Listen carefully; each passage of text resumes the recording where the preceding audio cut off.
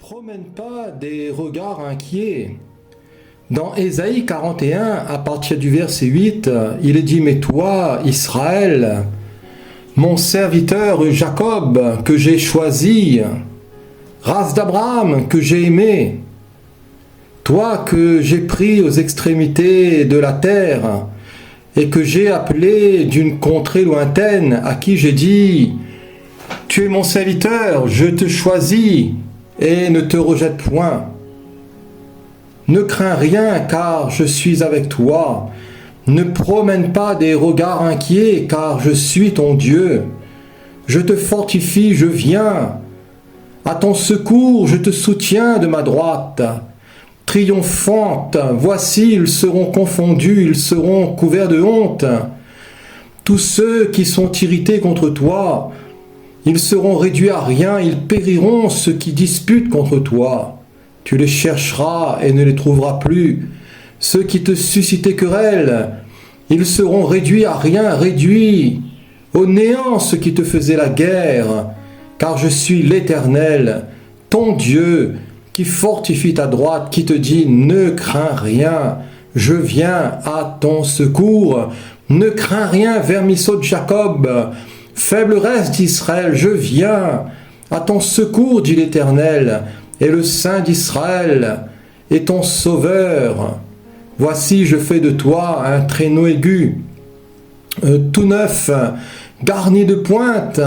Tu écraseras, tu broieras les montagnes, et tu rendras les collines semblables à de la balle. Tu les vanneras, et le vent les emportera, et un tourbillon les dispersera. Mais toi, tu te réjouiras en l'Éternel, tu mettras ta gloire dans le Saint d'Israël. Alléluia! Que de paroles ici exceptionnelles, que de paroles ici qui réchauffent le cœur et l'âme, qui sont magnifiques, venant directement de notre Dieu. Au verset 8, « Mais toi, Israël, mon serviteur Jacob, que j'ai choisi, race d'Abraham, que j'ai aimé. » Alors, qui peut contester d'avec Dieu? Qui peut contester les choix du Seigneur et l'amour du Seigneur et les promesses du Seigneur? Dans Deutéronome 7, verset 6, il est dit « Car tu es un peuple saint pour l'Éternel. Ton Dieu, l'Éternel, ton Dieu, t'a choisi pour que tu fusses un peuple qui lui appartint entre tous les peuples qui sont sur la face de la terre. Ce n'est point, dira le Seigneur, parce que vous surpassez en nombre tous les peuples, que l'Éternel s'est attaché à vous et qu'il vous a choisi, car vous êtes le moindre de tous les peuples. Mais parce que l'Éternel vous aime, parce qu'il a voulu tenir le serment qu'il avait fait à vos pères, l'Éternel vous a fait sortir par sa main puissante, vous a délivré de la maison de servitude, de la main de Pharaon, roi d'Égypte. Sache donc que c'est l'Éternel, c'est ton Dieu qui est Dieu. Ce Dieu fidèle garde aussi son alliance et sa miséricorde jusqu'à la 1000e génération envers ceux qui l'aiment et qui observent ses commandements. Mais le Seigneur ruse aussi directement de représailles envers ceux qui le haïssent. Il les fait périr et il ne diffère point envers celui qui le hait.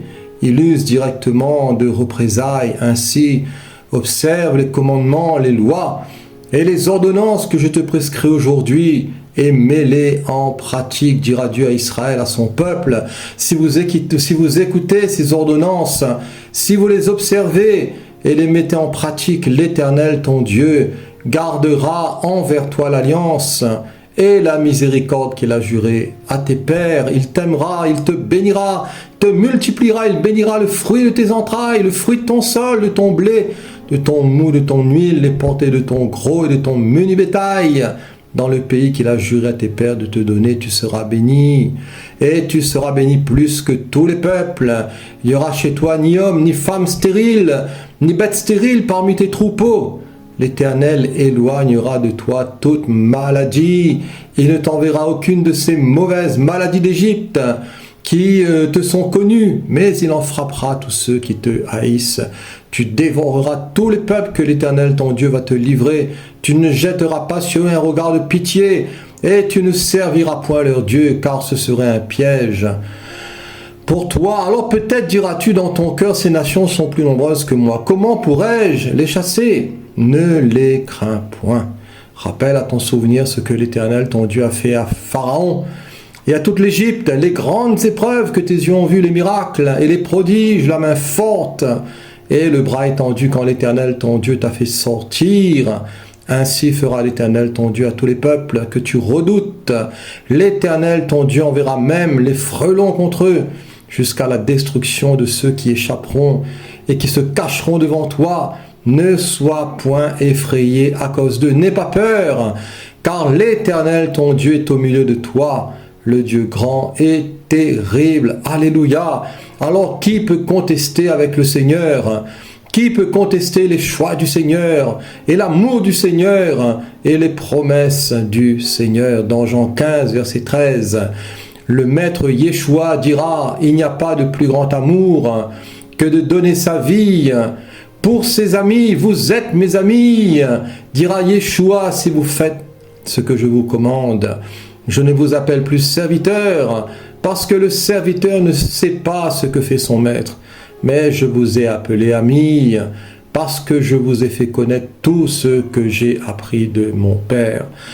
Au verset 16, ce n'est pas vous qui m'avez choisi, dira Yeshua. Non, ce n'est pas vous qui m'avez choisi, mais moi. Je vous ai choisi et je vous ai établi, afin que vous alliez, que vous portiez du fruit et que votre fruit demeure, afin que ce que vous demanderez au Père en mon nom, il vous le donne.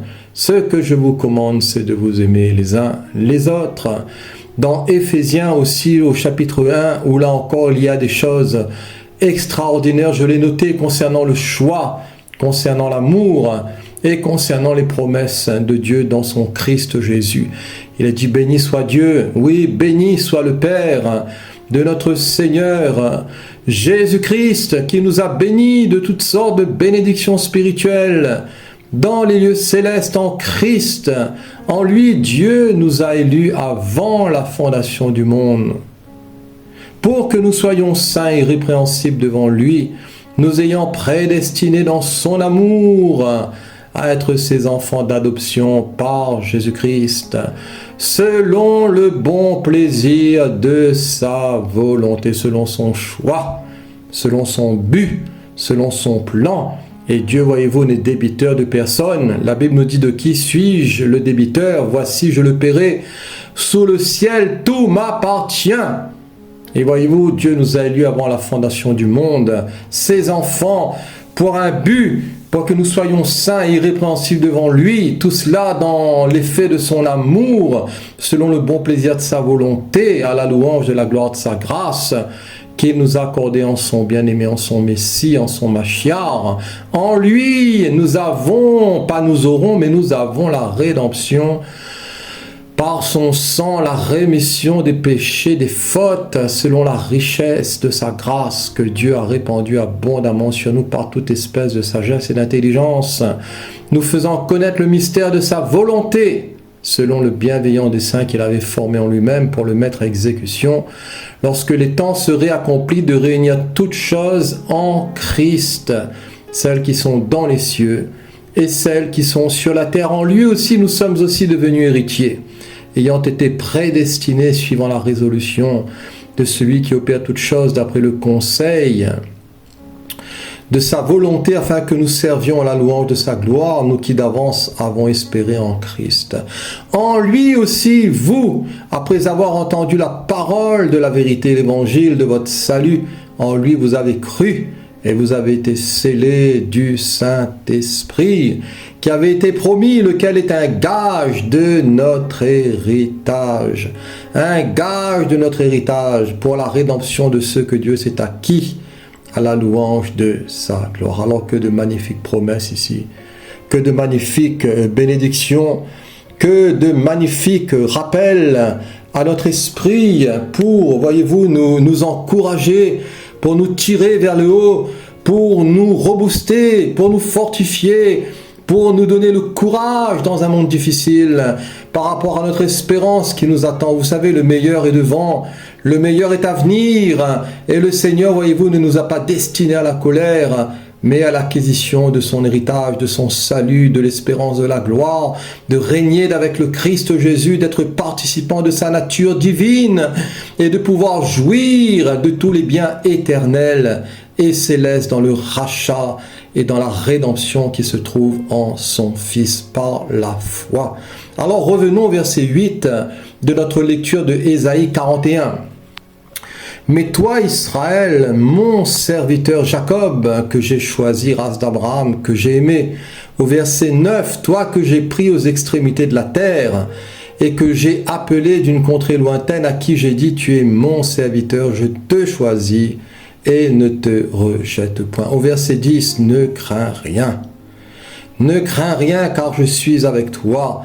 Ne promène pas des regards inquiets, car je suis ton Dieu, je te fortifie, je viens à ton secours, je te soutiens de ma droite triomphante. Vraiment encore ici des paroles exceptionnelles, des paroles magnifiques. Ne crains point, cher ami, peuple de Dieu, peuple du Seigneur, pour tous ceux qui ont foi en lui, ne promène pas des regards inquiets. Voilà, ne te laisse pas gagner par le stress, par les mauvaises nouvelles, par les bruits de guerre, par une chose ou une autre, par une tribulation, car je suis ton Dieu. Dieu ne t'oublie pas, il ne m'oublie pas, il te fortifie, il nous fortifie, il me fortifie. Il vient à ton secours, à notre secours, il nous soutient de sa droite triomphante qui est Christ, parce que Jésus le Christ est assis à la droite de Dieu et il intercède pour nous. Notre part à nous qui consiste à ne rien craindre et à ne pas promener des regards inquiets. Alors il faut le reconnaître que tout cela n'est pas toujours facile. Là nous connaissons aussi tout le produit de la chair, toute cette chair qui nous tire vers le bas, toute cette chair qui nous emmène, voyez-vous, toujours vers l'incrédulité, cette chair de péché qui nous emmène non pas à la foi, et non pas dans la foi, mais plutôt, voyez-vous, dans toute espèce de marasme, dans toute espèce, voyez-vous, de séduction charnelle et diabolique.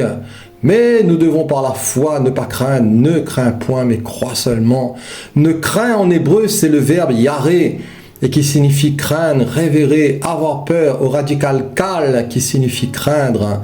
Avoir peur, se tenir dans la crainte de être craintif. Crainte, révérence, honneur, respect.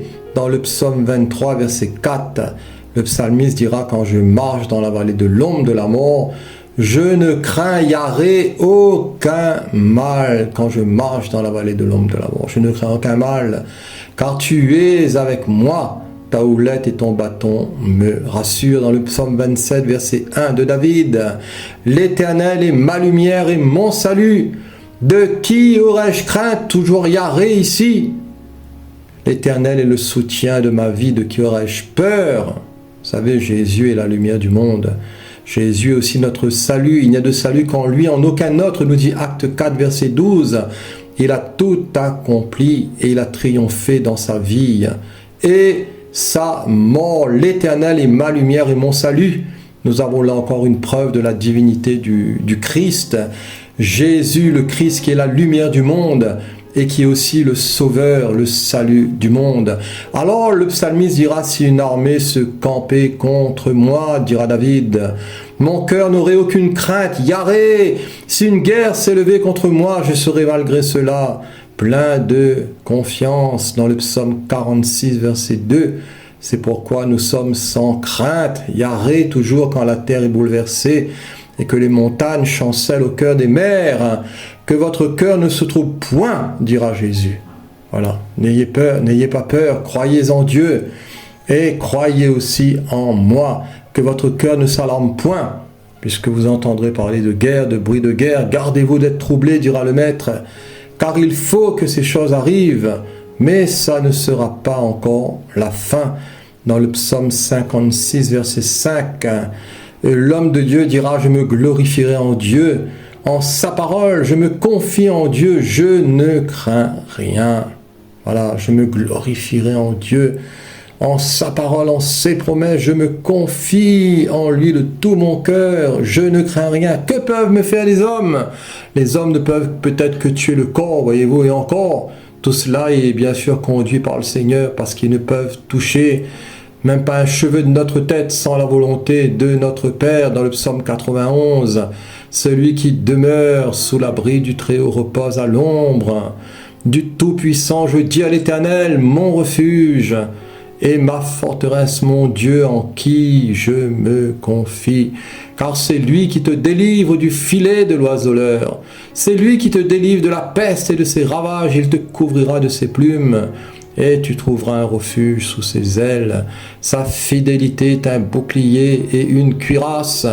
Tu ne craindras ni les terreurs de la nuit. Tu ne craindras ni la flèche qui vole de jour, ni la peste qui marche dans les ténèbres, ni la contagion qui frappe. En plein midi que 1000 tombent à ton côté, 10 000 à ta droite, tu ne seras pas atteint. De tes yeux seulement tu regarderas et tu verras la rétribution des méchants, car tu es mon refuge, ô Éternel. Tu fais du Très-Haut ta retraite, aucun malheur ne t'arrivera, aucun fléau n'approchera de ta tente, car il ordonnera à ses anges de te garder dans toutes tes voies, et ils te porteront sur les mains de peur que ton pied ne heurte contre une pierre. Tu marcheras sur le lion, tu as la spique, tu fouleras le lionceau et le dragon, puisqu'il m'aime, dira le Seigneur, je le délivrerai, je le protégerai, puisqu'il connaît mon nom. Il m'invoquera et je lui répondrai.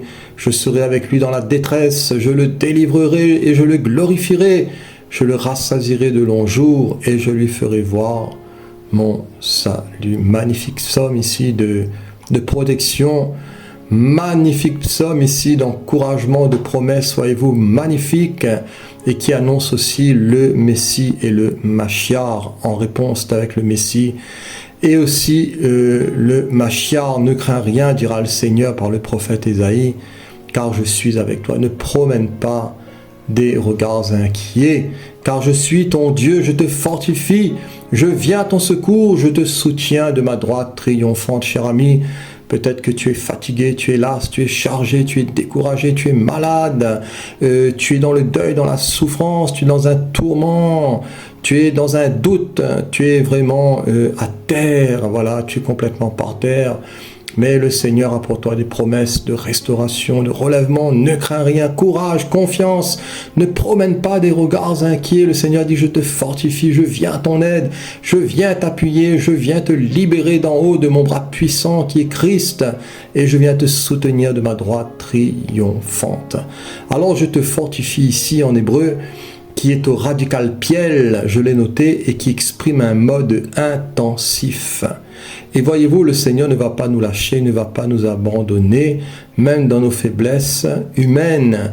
Le Seigneur est attentif à nos vies, à nos cris, et quand un malheureux crie, l'Éternel entend et il le délivre de toutes ses détresses. Dans le psaume 89, verset 21, j'ai trouvé David, mon serviteur, je l'ai oint de mon huile sainte, ma main le soutiendra.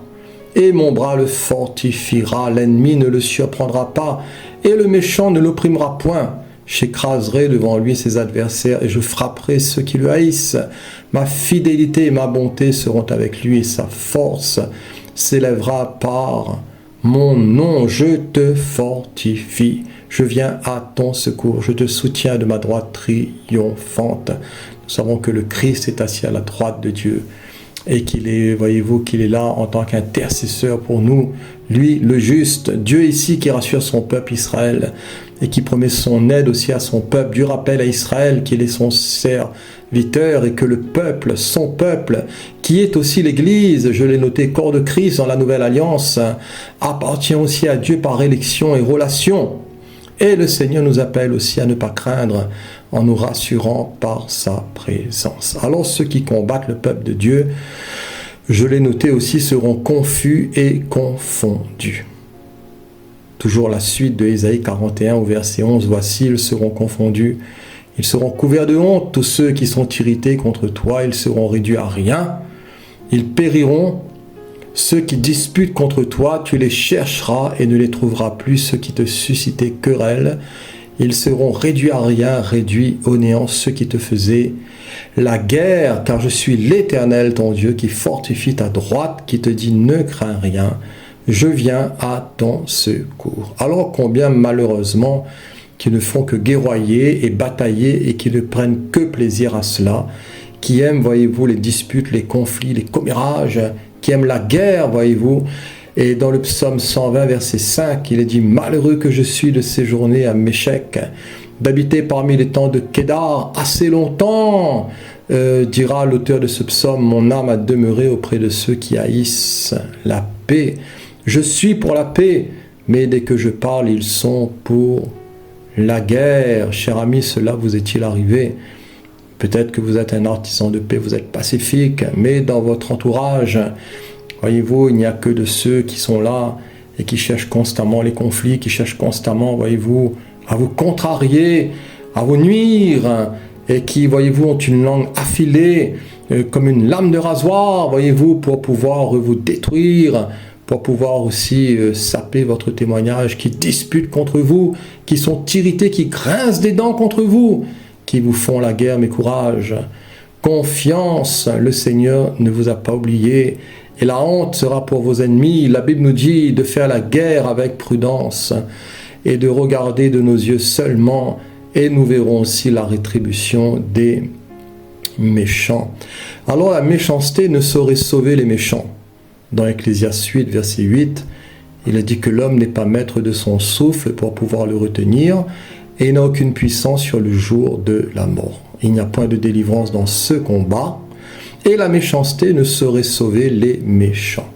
Le méchant ne fait pas cas de Dieu, voyez-vous, et il est lui-même son propre Dieu.